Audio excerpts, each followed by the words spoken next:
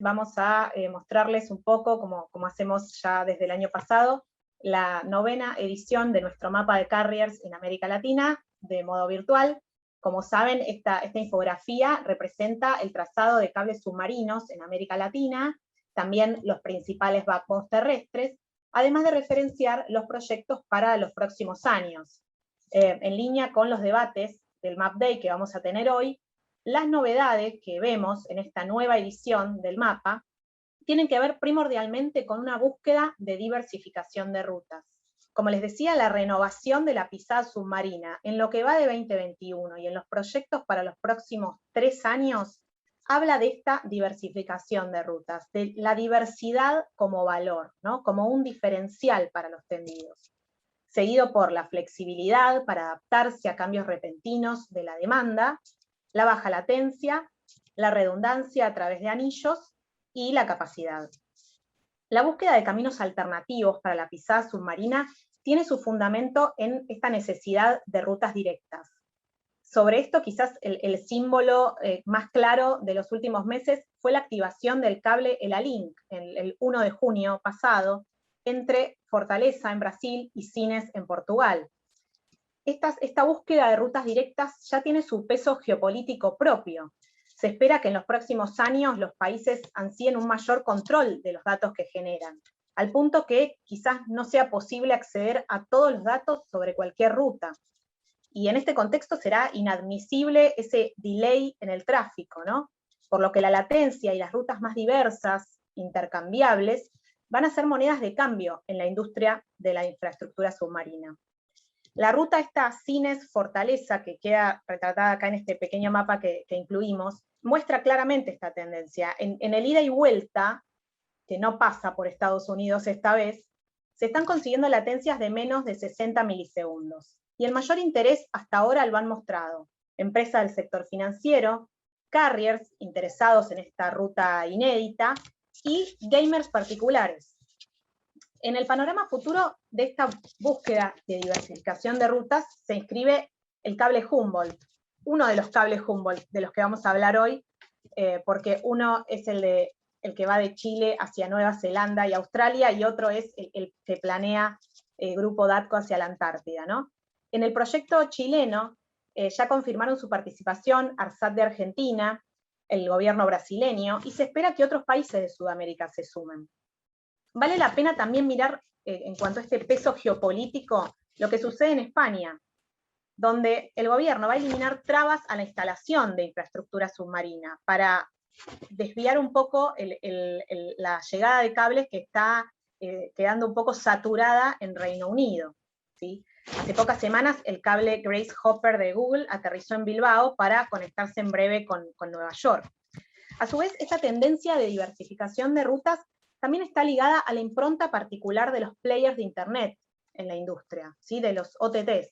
Como se observa en la clasificación de actores de nuestro mapa, que este año ya no los hemos colocado como entrantes, ya son protagonistas de esta industria, al igual que los consorcios, que los carriers privados, que los tendidos públicos, ¿sí? Fueron estos actores los que destinaron mayores inversiones al segmento en los últimos años.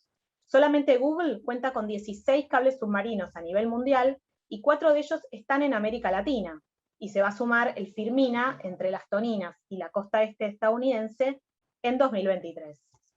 Pasamos al siguiente slide, Mónica, por favor, para hacer un breve repaso de los cables que se lanzaron en lo que va de 2021 solamente.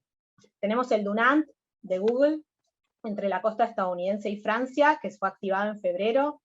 Entre Telxius y América Móvil, el proyecto Mistral ya está operativo desde julio a través del Pacífico. Bueno, el Malbec de GlobeNet y Facebook, del que seguramente sabremos un poco más durante el día, también quedó activado en junio. Y el Elalink, que ya mencionábamos antes, entre Brasil y Portugal. Entre los primeros impactos de esta renovación, en Argentina ya se notó una reducción del costo de la capacidad internacional de entre el 30% y el 40% en dólares.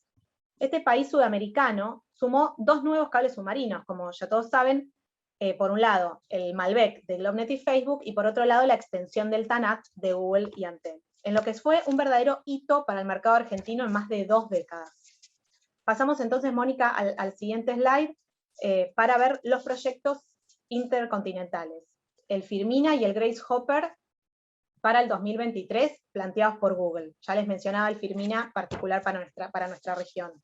Luego la Amitié, de Facebook, Microsoft, Aquacoms y Vodafone, que va de la costa estadounidense hacia Francia, previsto para 2022. Luego, los dos Humboldt, ¿no? Aquí abajo. Por un lado, el proyecto de Silica Networks, que fue presentado en abril en nuestro evento en NPLAY Conosur 2021, y por otro lado, el proyecto Humboldt del Estado chileno hacia Nueva Zelanda y Australia, previsto para 2022-2023, en función del financiamiento que vaya reuniendo. Pasamos entonces al siguiente slide para ver los tendidos futuros intrarregionales. Por un lado, en el Caribe, el Caribbean Express de Ocean Networks, para inicios de 2024.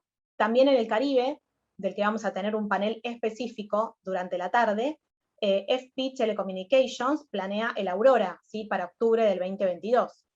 También en lo que es el Pacífico, la CNT, la empresa estatal de Ecuador, la Corporación Nacional de Telecomunicaciones, tiene este proyecto de Manta hasta Galápagos para febrero del 2022. En Brasil, el programa Norte Conectado tiene 9 infovías reunidas bajo este programa, y vamos a tener un panel también en el que vamos a hablar de este tema al final de la tarde. Les pido que se queden hasta ese momento porque va a estar muy interesante. El proyecto a cargo de la Red Nacional de Encino y Pesquisa. Y por último, entre México y Florida, el Signet 1 de FB Submarine Partners para 2022.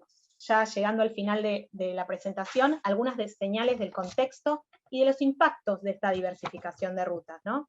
A la par de una duplicación anual de la capacidad, se mantiene un aumento del tráfico del orden del 20 al 30%, tal como se vio en 2020.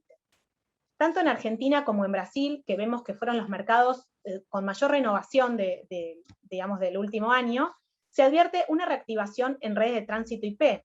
Existe una tendencia a mover las capacidades submarinas lo más lejos hacia el edge, de manera de agregar tráfico localmente y distribuirlo con expansiones locales.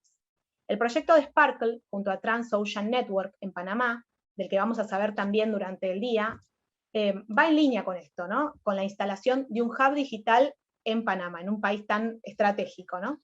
Y seguramente vamos a saber más detalles en las presentaciones de Sparkle. Por otro lado, tenemos modelos de financiamiento nuevos a raíz de los OTT, ¿no? Ya no los consideramos entrantes, ya son protagonistas, como decía antes, así que esto se empieza a ver en un cambio en los modelos de financiación, porque estos actores hiperescala buscan nutrir de conexiones internacionales a su nube, a sus centros de datos. Esos son sus objetivos con el tendido de cables.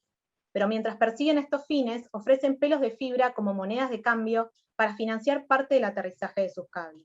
Es decir, que la capacidad sobrante, aquella no utilizada para consumo propio, entra en el juego de compraventa de ancho de banda mayorista internacional. Así que en este contexto, frente a estas señales hacia adelante, varias de las compañías consultadas para la elaboración del mapa confiaron que adelantaron inversiones, y aquellas actualizaciones que quizás tenían previstas para un plazo de 12 meses, las hicieron en 6 meses, en el marco de esta situación de los últimos 18 meses que todos conocemos. Así que ya vamos al último slide de agradecimiento y de los datos, por si alguno de ustedes quisiera acceder al mapa. Les agradecemos mucho la atención